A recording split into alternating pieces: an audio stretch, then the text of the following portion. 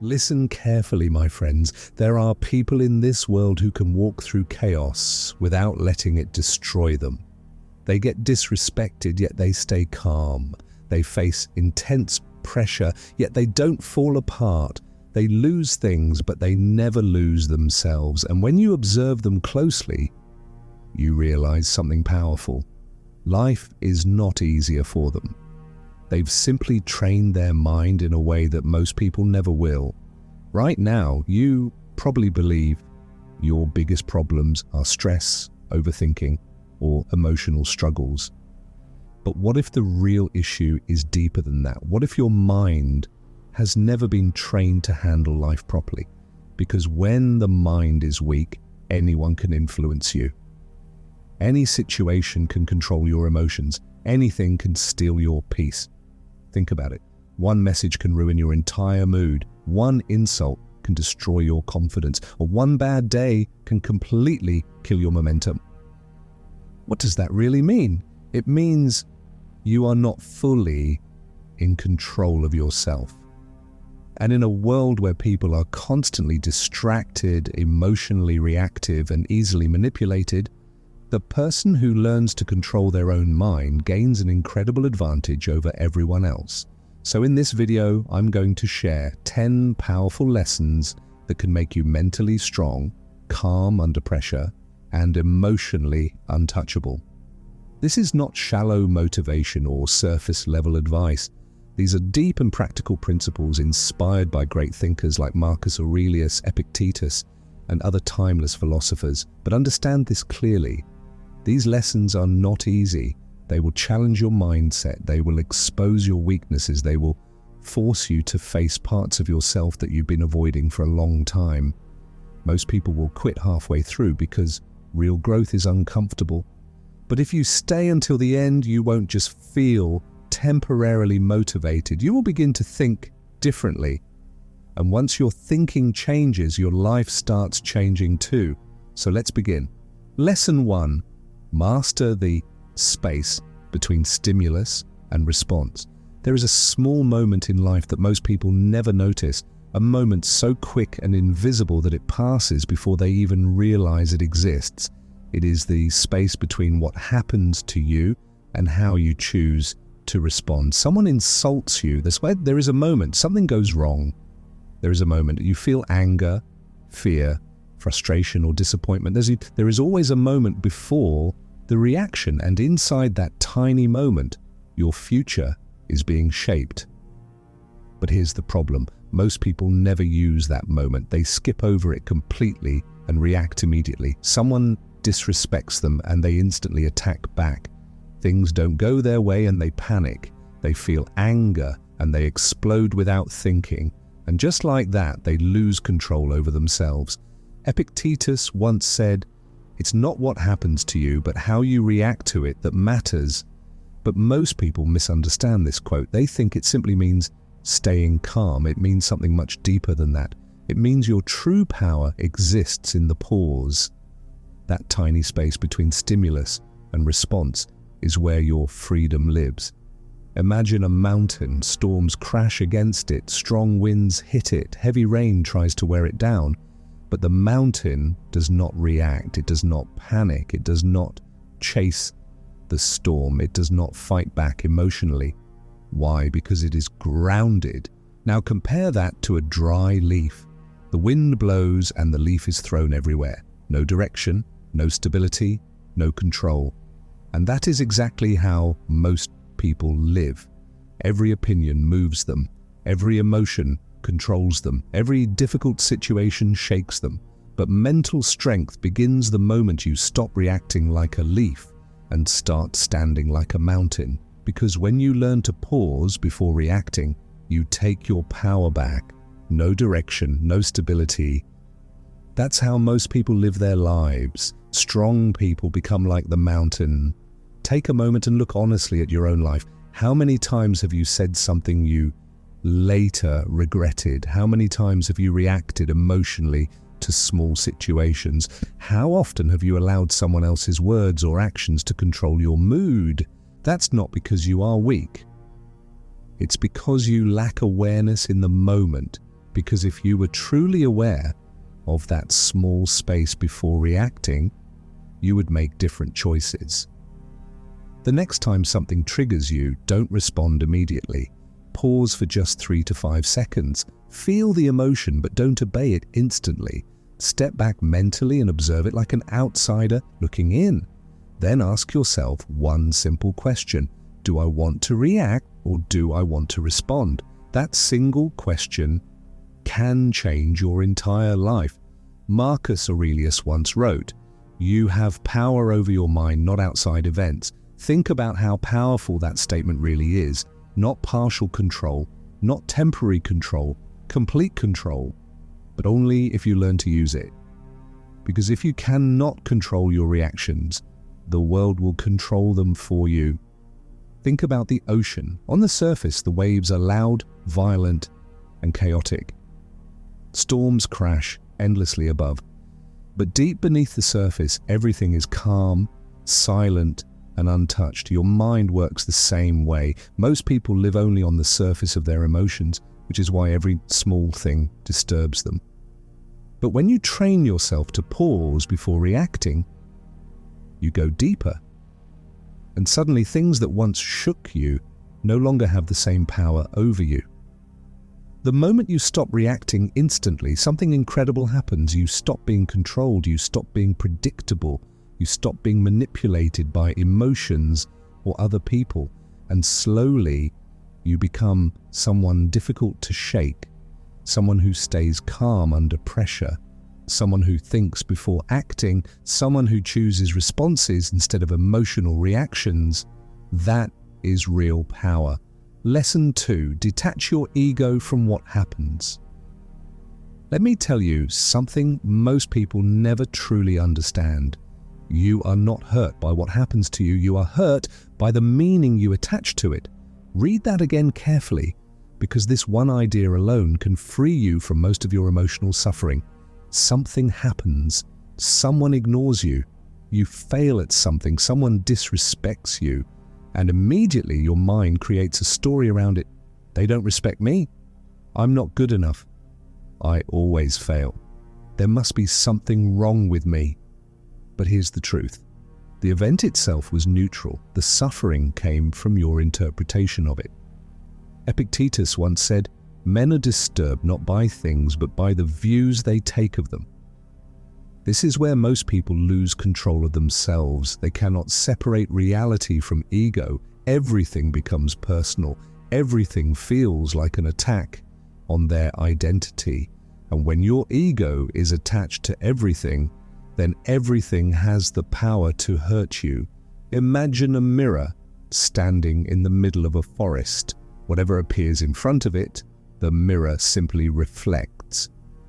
A lion walks by, it reflects the lion. A storm passes through, it reflects the storm. A tree falls and it reflects that too. But the mirror itself remains unchanged. It does not become the storm. It does not become the destruction. It only reflects reality exactly as it is. Yeah, that is how your mind should work. But most people are more like muddy water. The moment something touches them, they become disturbed. Their clarity disappears instantly. For example, someone doesn't reply to your message. Reality says only one thing.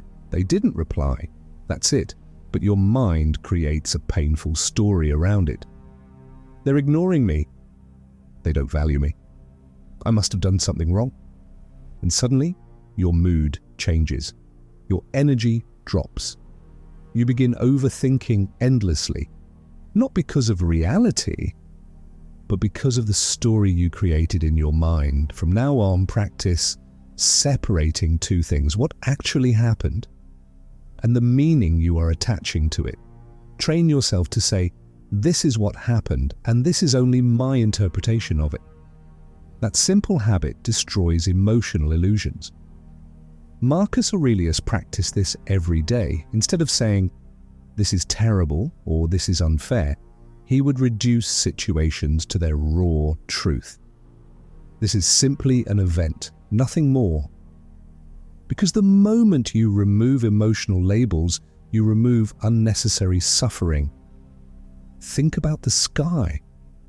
Clouds come and go, storms appear and disappear, lightning strikes, rain falls, but the sky itself remains untouched. Your emotions, thoughts, and problems are the clouds. Your awareness is the sky. And the moment you stop identifying with every passing emotion, you become emotionally untouchable. When you detach your ego from everything that happens, your life changes completely. You stop taking everything personally. You stop reacting emotionally to every situation. You stop being easily hurt by other people. And suddenly people lose power over you because they can no longer control your interpretation. The moment you stop making everything about yourself, you free yourself from unnecessary pain. You begin seeing clearly, thinking clearly, living with control. And that kind of inner clarity is rare. Lesson 3. Protect your energy, like your life depends on it.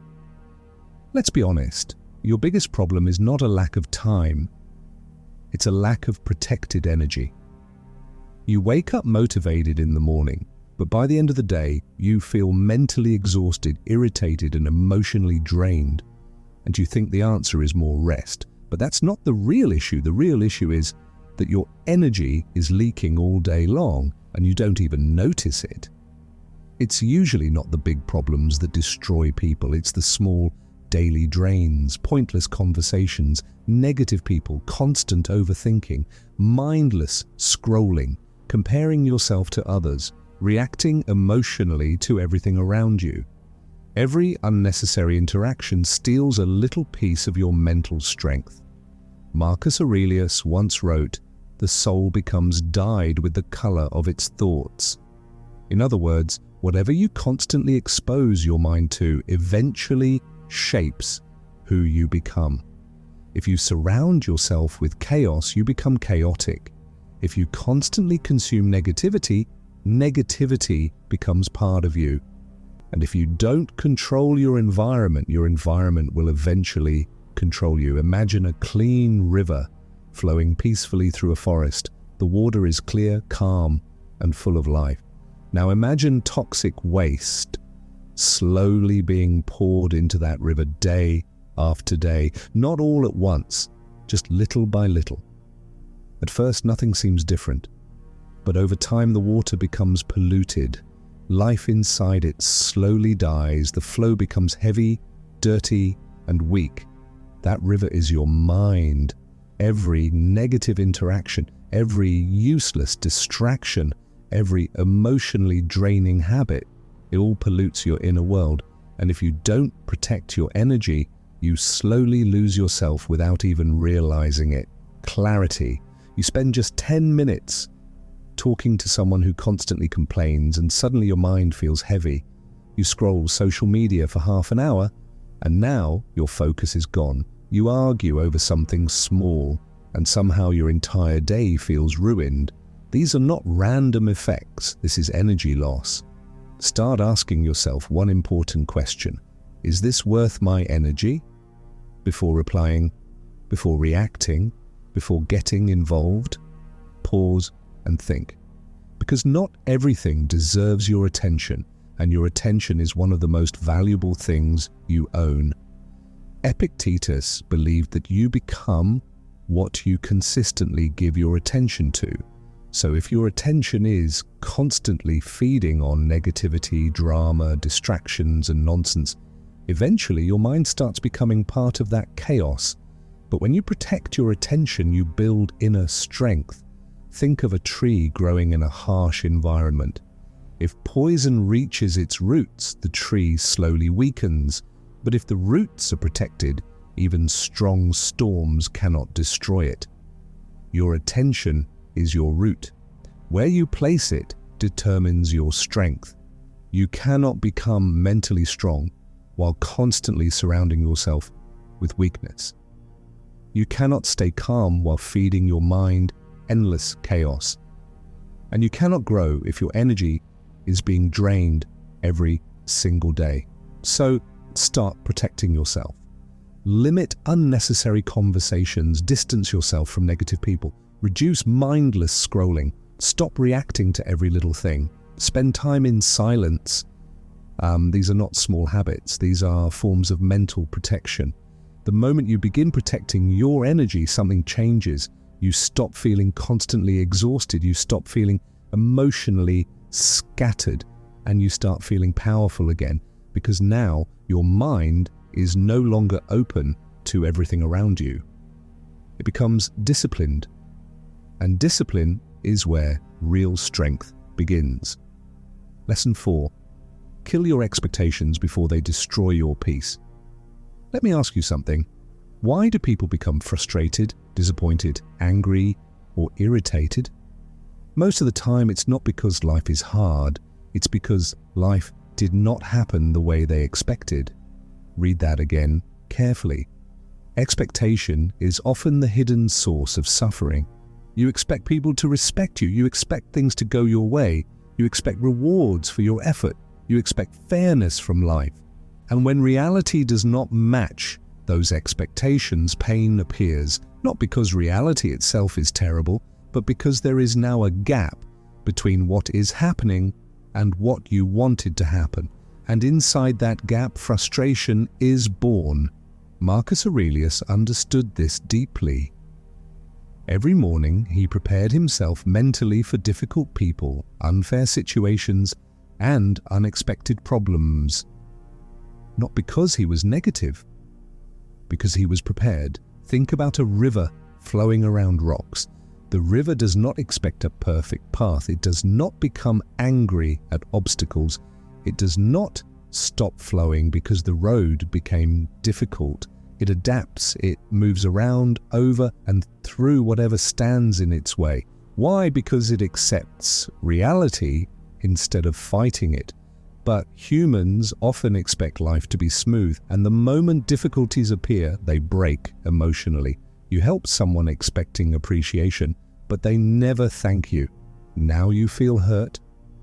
But the pain did not come from helping.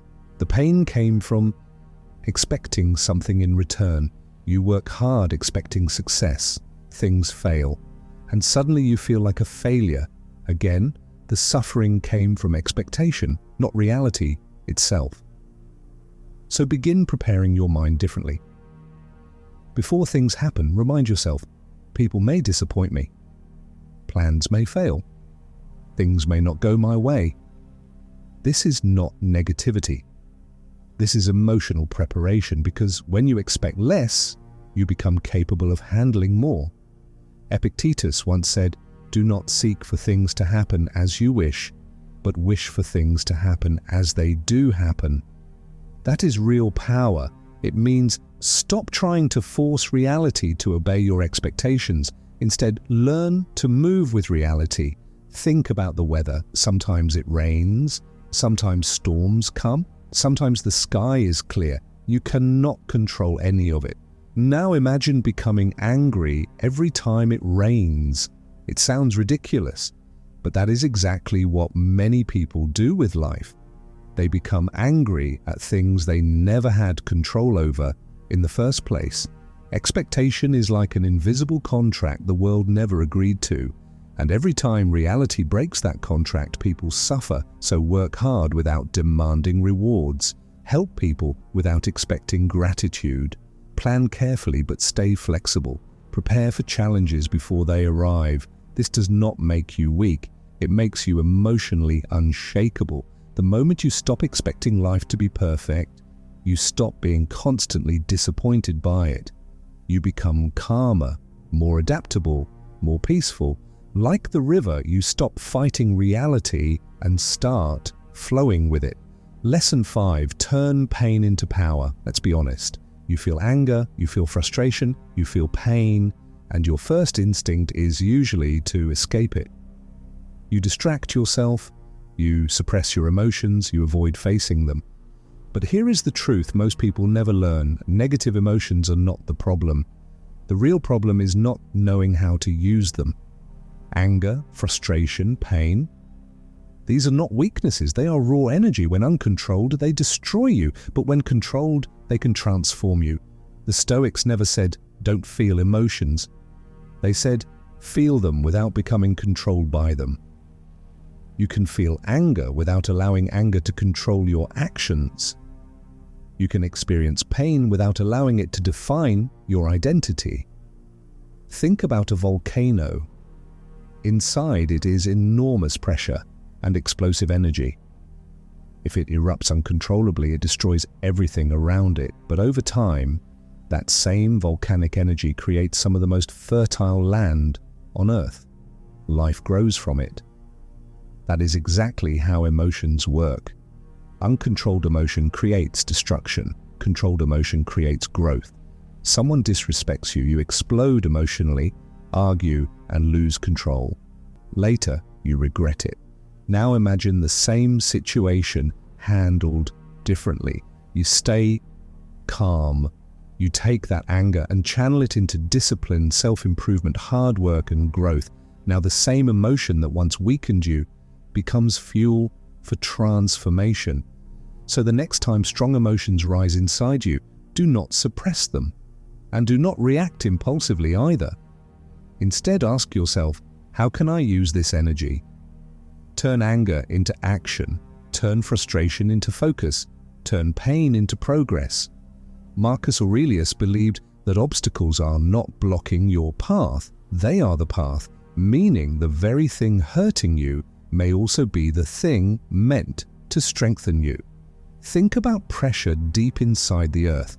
Over time, pressure creates diamonds. Without pressure, diamonds never exist. The same is true for you. Without discomfort, there is no growth. If you constantly avoid pain, you stay weak. But if you learn to use pain correctly, you become unstoppable. When angry, train harder. When frustrated, focus deeper. When hurt, build something meaningful. When rejected, improve yourself. Do not waste emotional energy. Redirect it. The moment you stop running from pain and start using it, everything changes, because now nothing can completely destroy you. Everything becomes fuel. Lesson 6.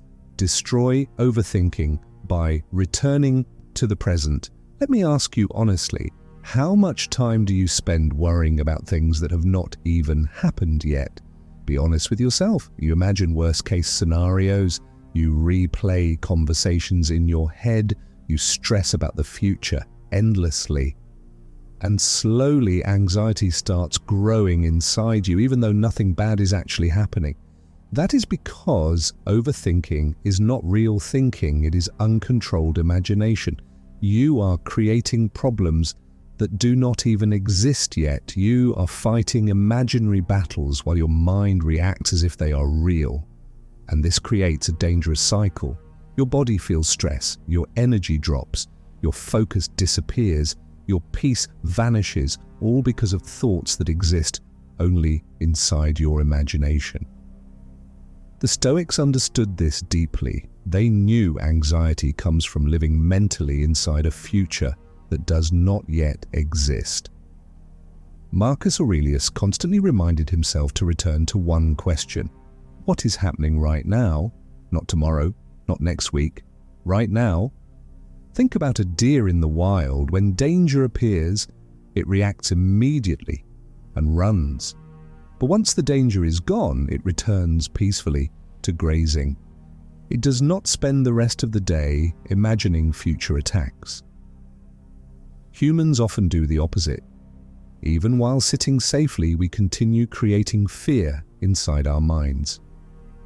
You have an important conversation tomorrow. Instead of calmly preparing, your mind begins creating endless what-if scenarios. What if I fail? What if they judge me? What if everything goes wrong? And before the moment even arrives, you're already mentally exhausted, not because of reality, because of imagination. So whenever your mind begins overthinking, ask yourself, is this actually happening right now? If the answer is no, bring yourself back to the present moment. Focus on your breathing. Notice your surroundings. Pay attention to what you are doing right now, because reality only exists in the present. Everything else is mental noise. Epictetus taught that people do not suffer from events themselves. They suffer from the imagination they create around those events. That is why controlling your attention is so important. Where your attention goes, your emotional state follows. Think of your mind like a flashlight in a dark room. Whatever you point it toward becomes your reality. Point it toward fear, and fear grows stronger. Point it toward the present moment, and peace begins to return. The darkness itself did not change. Only your focus changed. Most anxiety is self-created, not by reality, but by refusing to stay present. So stop wasting energy on things you cannot control. Focus only on the next step in front of you. Return your attention to the present again and again. This is not avoidance. This is mastery. The moment you stop living inside imagination, you begin living inside reality. And reality is usually far less frightening than your mind makes it seem. That is where peace begins. Lesson 7. Stop needing approval.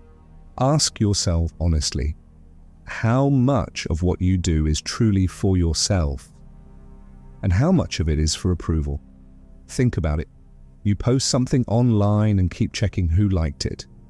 You do something good and secretly hope for appreciation. You achieve something and want recognition for it. And when that recognition does not come, you feel invisible, unappreciated, or not good enough. That means your self-worth is being controlled by other people. And the moment your happiness depends on approval, you lose freedom. Because now your confidence depends on others. Your mood depends on others. Your decisions depend on others. Slowly, you stop being yourself. You start performing for acceptance instead of living authentically. Marcus Aurelius once wrote, "I am not made for what others think of me." Think about how powerful that mindset is. Most people live like this.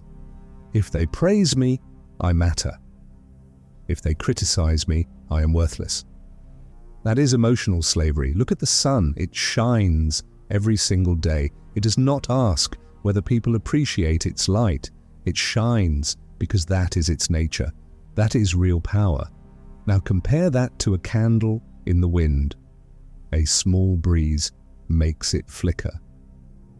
That is someone whose confidence depends on approval.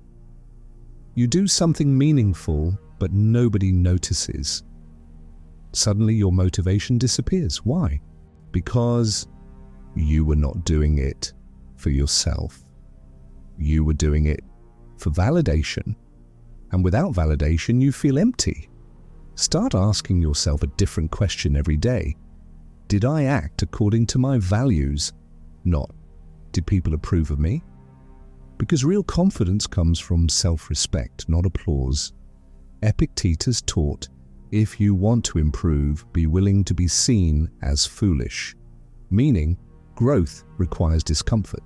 And people who constantly seek approval rarely grow because they fear judgment too much. Think about a tree growing deep in the forest.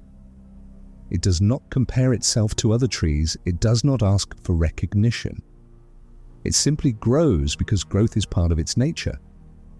That is how you should live, because if praise can control your emotions, criticism can destroy them too. Both place your peace in someone else's hands. So stop chasing validation. Do meaningful work even when nobody notices. Accept that not everyone will like you. Build standards based on your values, not public opinion, because the moment you stop needing approval, you become free. Free from pressure, free from emotional dependence, free from other people's opinions, and freedom creates strength.